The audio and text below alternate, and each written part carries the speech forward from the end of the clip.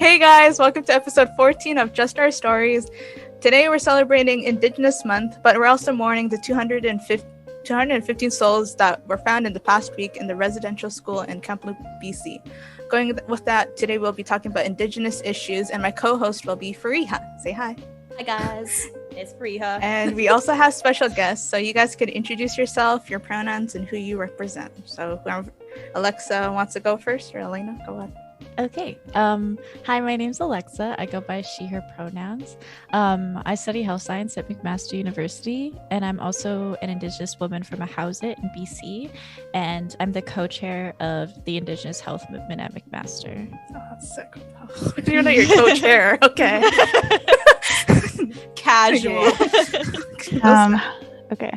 Hi, I'm Elena Mendoza, and my pronouns are she, her, and I just finished my ECE program at George Brown Ryerson, and I plan on taking an Indigenous Studies course, hopefully at McMaster. Ooh. And I represent the Purepecha people from Michoacan, Mexico, and yeah. Congrats for graduating. I didn't know that happened. Yeah, she graduated with honors. Oh, dang! Woo! Okay.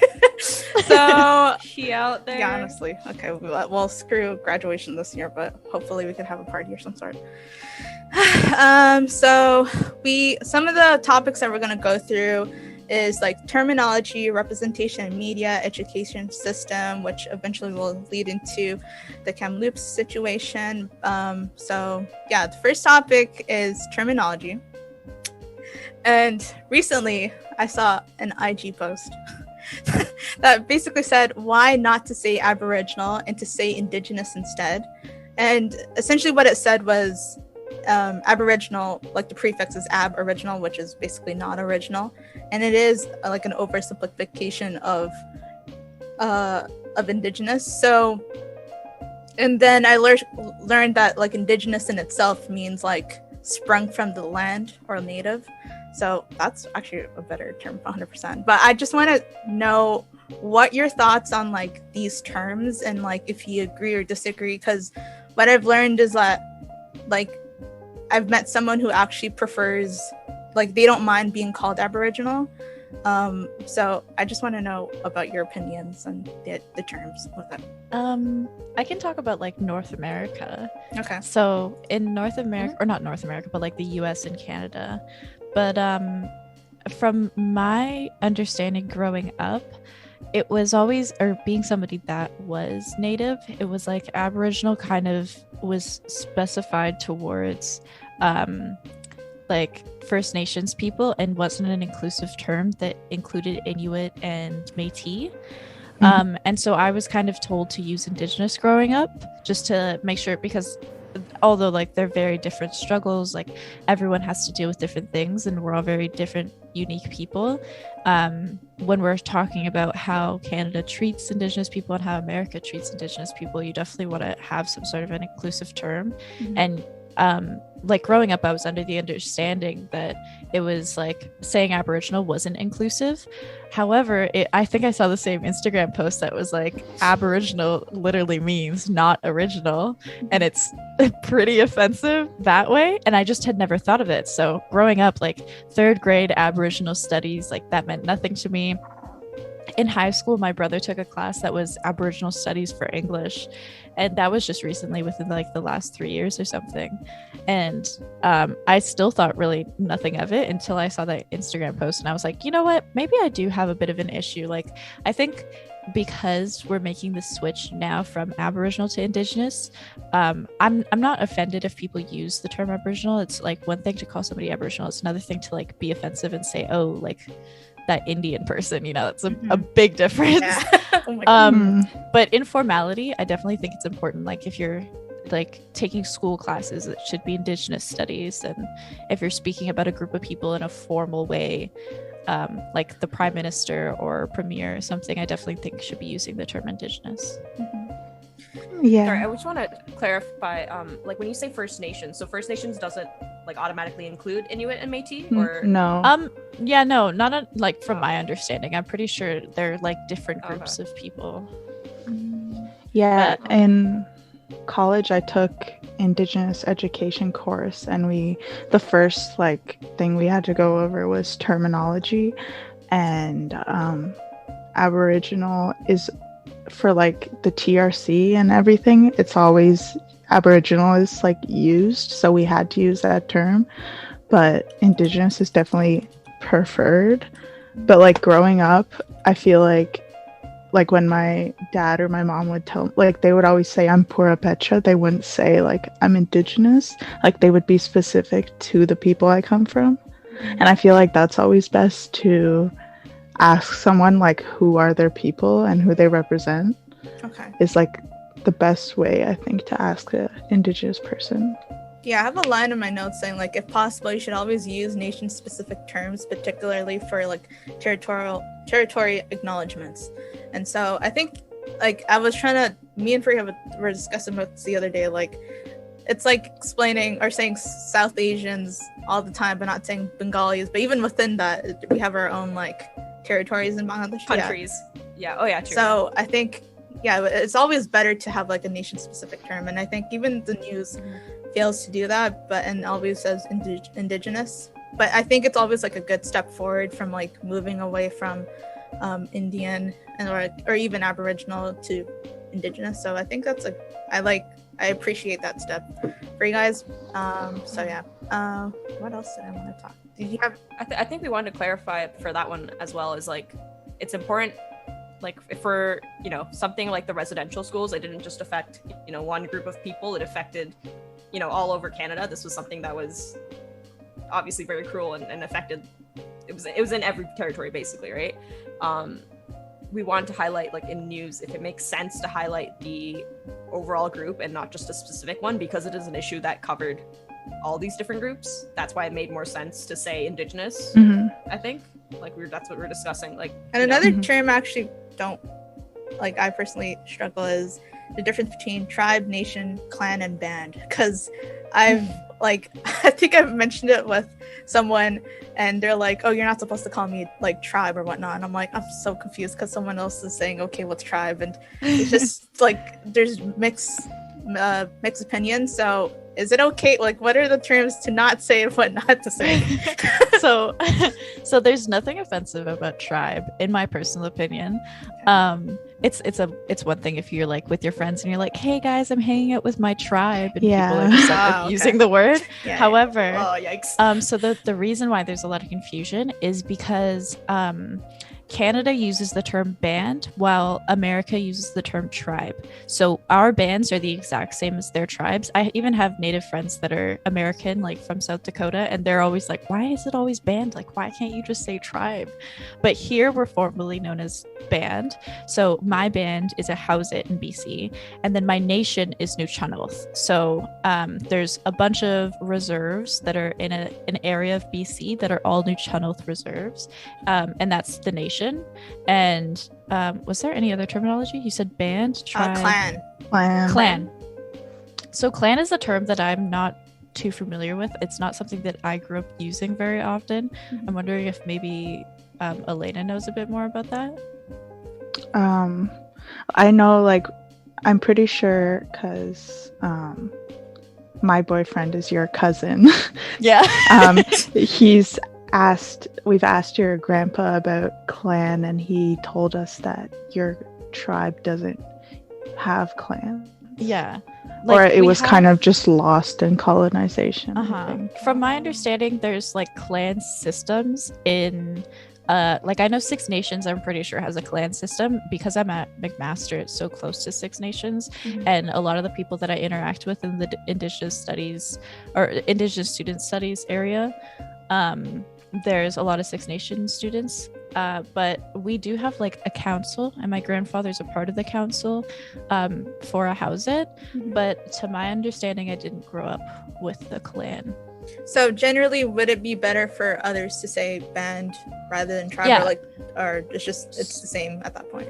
Yeah, so you wouldn't say like, oh yeah, that's a clan. Like you'd refer to them as a band or a tribe. And if they prefer, you could always ask too. Like there may be some Canadian Indigenous people. I hate saying Canadian Indigenous people, but there may be some Northern Indigenous people that are technically in the occupied area of Canada. So cold. That would prefer band. But again, it's like it's different. Like, as long as you ask, I don't think anyone's going to be offended if you're like, would you prefer me saying your tribe or your band? But yeah, that's what the difference is. Basically, band and tribe are the same thing. We just use different terminology. Nation is a bunch of them. So a bunch of reserves, a bunch of bands that come together and are all in the same area. And then a clan system, I'm pretty sure it's like a hierarchy system. Yeah. Okay. Because one of the elders that I know, she has a clan system, and she's from Northern Ontario, and she's part of the Owl clan, and that's like her family. Ooh. And then the animals are ranked usually. Is it like a hierarchy ranked or like just a general rank system? I'm pretty sure it's a hierarchy rank because the higher up are usually chiefs. But that's, I don't know, that might be specific to her reserve. That reminded me of a different terminology, Native American. Thoughts on that?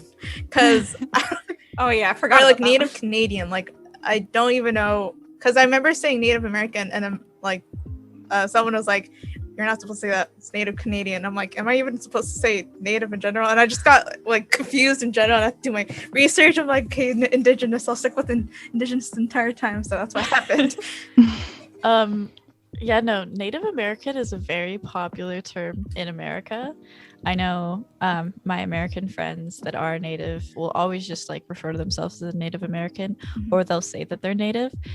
Same with me. I've always said that I'm Native. However, we never really had the term Native Canadian. It was like when I was growing up, it was Aboriginal. So whenever anybody would ask me, I'd say I was Aboriginal. Okay. And then now there's the shift from Aboriginal to Indigenous. That's interesting. Yeah, I think which kind of segues to our next question is like growing up during elementary school and middle school, they've only really said Aboriginal, and I don't think I've heard the term Indigenous until like I'd say high school. So oh really? Yeah, I don't think because I remember my first like exposure for Indigenous history was grade 6, and it was just like the most basic white guy teaching us history, but he was very nice. I will admit, as it goes. But yeah, he just kept saying Aboriginal, so I didn't hear the term Indigenous until like high school in grade 11 or 12 actually. So which leads to my first question, which is, growing up, how have you felt when you heard stories about the Indigenous and their history? So this kind of revolves around like elementary school and middle school. So personally for me, it was definitely interesting growing up because I'm mixed. So my dad's Macedonian, he's European, and my mom's Native. And there was a lot of times where growing up, children would have questions like, oh, so do like Europeans and Native people get along now? And I'd like always get kind of pointed at by teachers and being like, oh, why don't you ask Alexa? Because like the teachers would know. And like there'd be a lot of times where teachers wouldn't have answers to questions and they'd also point at me, and it's like it was kind of like I'd have a sense of shame growing up learning about Aboriginal studies or whatever it was, because I really didn't know much, especially because my grandmother and my mother moved to Toronto when my mom was like a teenager. So I grew up here in Ontario, and my reserve's like thousands of kilometers away. So I did have like a sense of shame, but also just the curriculum itself was interesting because it was so whitewashed. It was like I was kind of just told that the Europeans came here, Christopher Columbus discovered like this beautiful land, and then saw people that looked like Indians apparently, so he called them as such, and then the Native people just kind of like gave them some land. They made room for the Europeans, and ever since then that's what's been happening. And there was like no information on genocide or anything, or any of the bad stuff that happened. I think we looked at residential schools once. I think it was in BC, there was a mom that was really outraged about the curriculum because a teacher gave out homework that said, name 5 reasons why residential schools were beneficial to Native people. Mhm. I remember seeing that on the Yeah. news, yeah. It was just like, it was very, very whitewashed. It was very like, they did not talk about any of the issues. We did, however, talk about like the Holocaust and like how that was genocidal and everything, but there was never any accountability in at least my school system that I saw. Mhm. Yeah, growing up, I feel like in elementary school, like from what I can remember, I don't think ever really like talking about Indigenous people or residential schools or Canada's history. But growing up, I always like said, "Oh, I'm Mexican," just because if I say, "Oh, like I'm Indigenous," but like, yeah, I'm from Mexico, then it's like, oh, I have to explain like a whole story about how the Spanish came over and colonized, and it's like, is it really worth it? Like, amongst my family, I know like who I am and stuff, but growing up, it was just like easier to just say I'm Mexican. But then like hitting middle school and high school, I definitely just found myself more and embraced my Indigenous side more. That's nice. Do you think, like, similar to Alexa, do you think you were shamed in like not saying that you're Indigenous and like just kept saying like Mexican, or was it just purely because it was just too much of a hassle to explain it? I think there was a little bit of shame just because, at least in Mexico, it's really hard for a lot of people to even admit they're Indigenous just because it's so shamed over there. And there's a lot of colorism, and Indigenous people are definitely like lower tier of people. And so I think that as much as my dad isn't like that, it's still like brought on to him. Mm-hmm. So I think I'm definitely the most, I don't know, indigenously liberated person on my family. That's fair. No, yeah, I agree with like all of these ideas. Like the fact that education in general loves glamorizing and has a very Eurocentric historical perspective. And I love history a lot. Like I think Brianna knows. Big fan. Big fan. And so the fact that I didn't learn such an important part of Canada in general in such a like I learned it so late. I think I properly learned it in grade not even properly, like barely touched in grade 11 because we read a book called 3-Day Road, and it's such a good book. And that wasn't even a book that was for everyone, right? Yeah, you had that to was pick like that. You had to choose that book. And so I just picked it, and it was such a good book in itself. But even then, we didn't learn too much.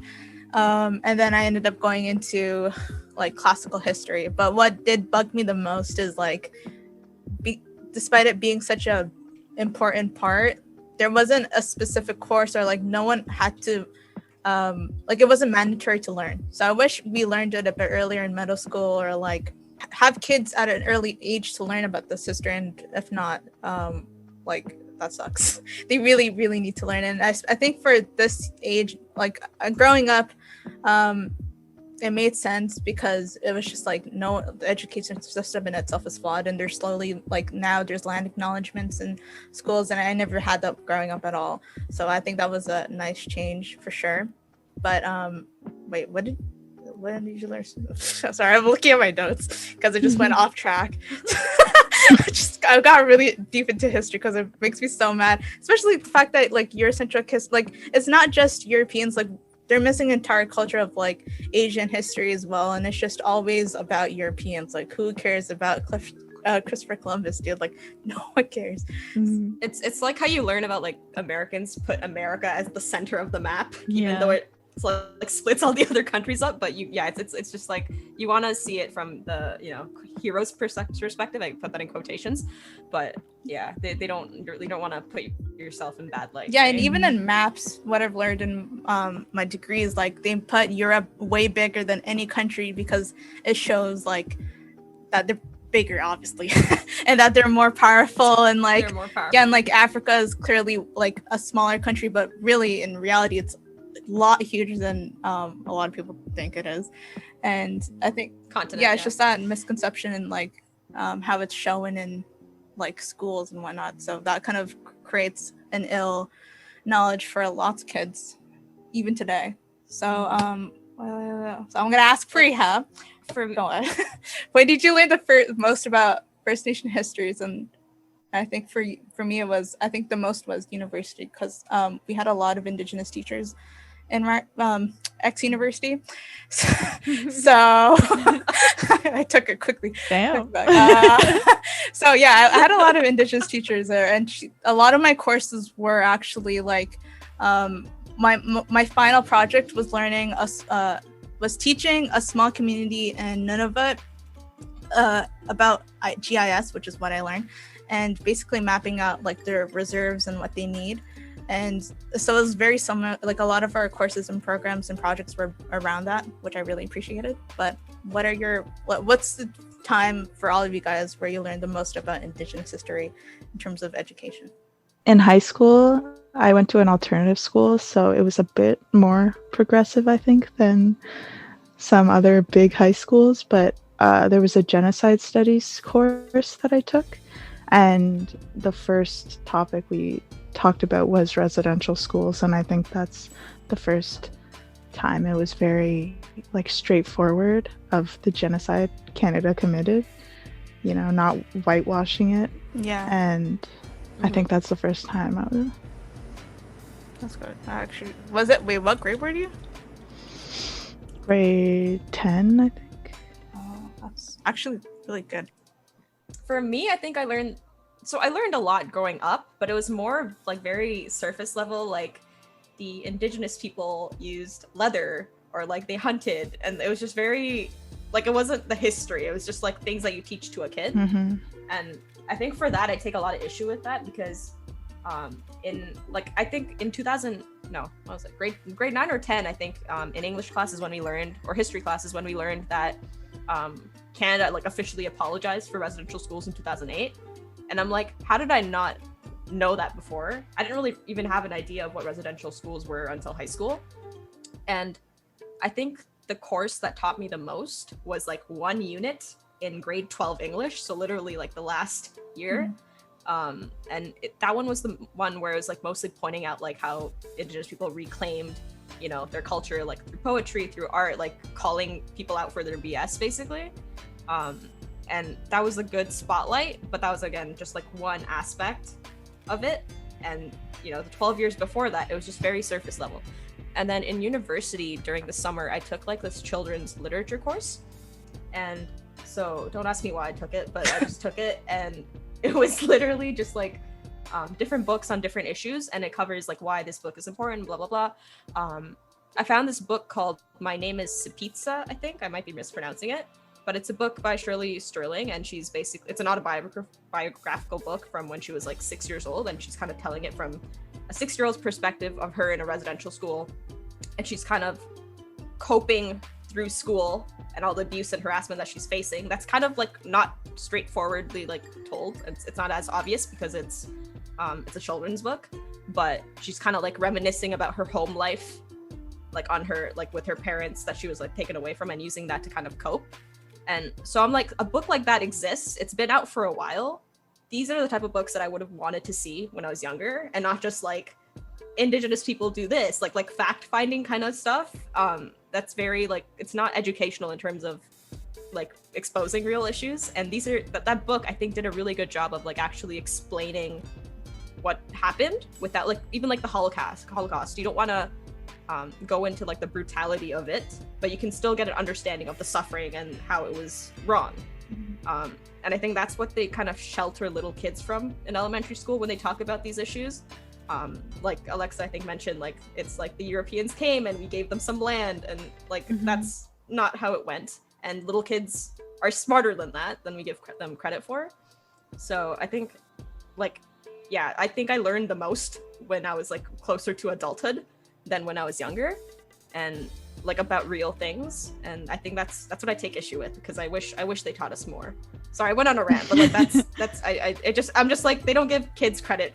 They're completely capable of understanding these things, and I just wish it was in the education system earlier. Yeah, after just finishing early childhood education program, there's so like kids books these days are so amazing, like honestly better than adult books.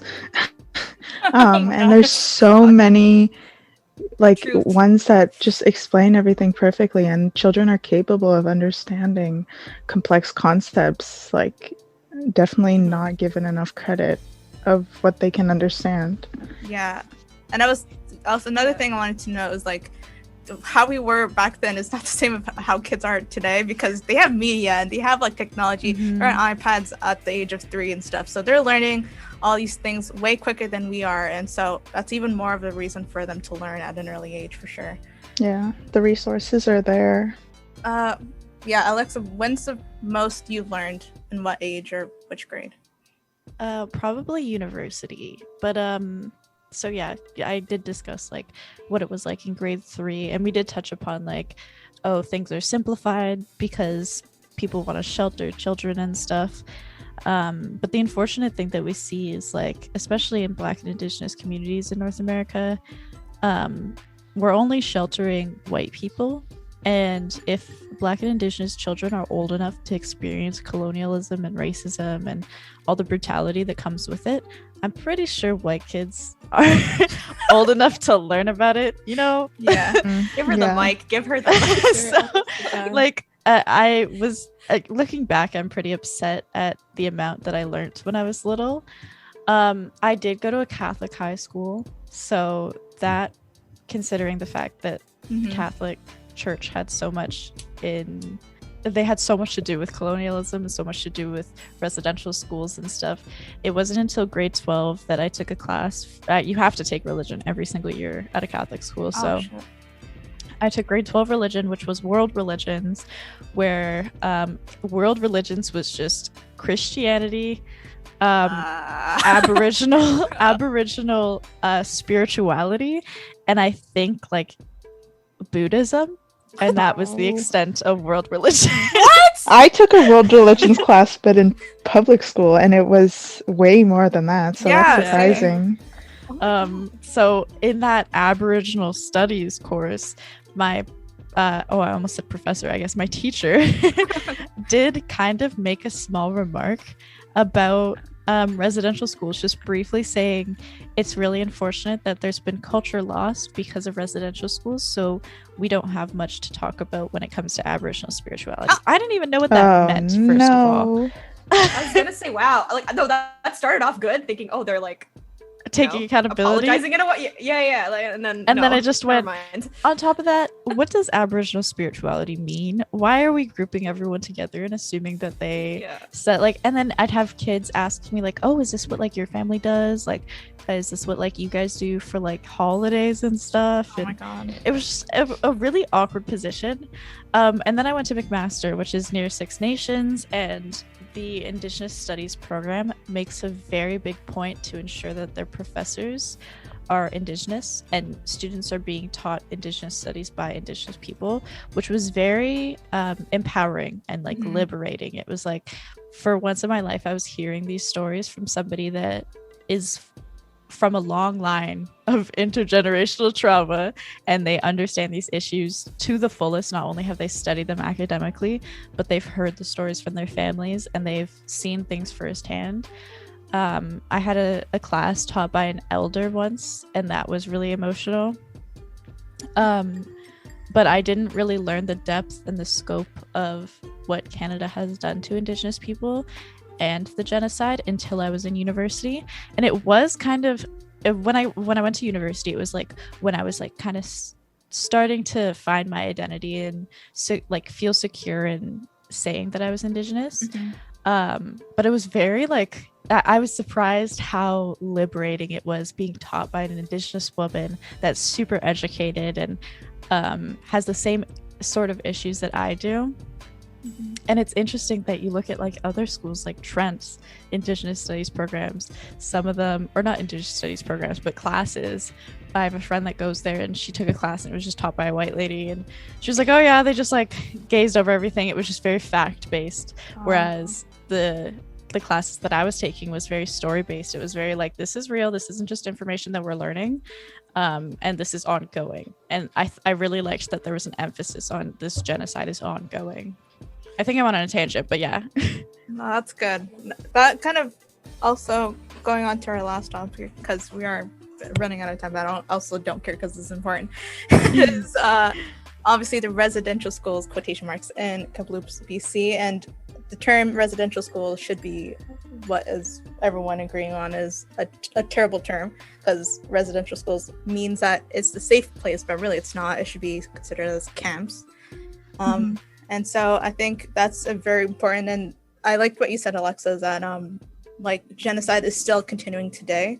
And I think as allies, we should always, and those who are listening, we should also know that what our job is to educate ourselves and realize that this isn't something in the past, what Trudeau would like to say. It's still happening till today. And there's situations such as like the missing and murdered Indigenous women, girls, and Two-Spirits that are happening till today. And you guys, everyone needs to be educated on these situations for sure. And so to kind of like briefly touch upon with you guys is, as an Indigenous youth, what would be your message towards the government in itself? I know it's a big question, and I'm sure it would be like a 20-page essay, probably more. But even like having a straightforward, or like speaking as a youth, and you're speaking to a lot of youth who are listening, what would you like to say? Specifically, like towards residential schools, or just in general? In general, you could also talk about residential schools too. I guess like a little bit on the 215 children that were found. This is definitely going to be a hard couple months for Indigenous communities. I know a lot of people are pushing to start searching other schools, and they will find more bodies. There are children from every single province that were never returned after residential schools. And it's going to be a very difficult few months if they do start digging up areas around. And I guess to youth, especially Indigenous youth, is when we're going through these next few months, just don't let anyone police your grief, because what we're going through again is like intergenerational trauma. It's going to affect everyone differently. And then to the governments, I guess just start taking accountability. You know, I love Fuck you.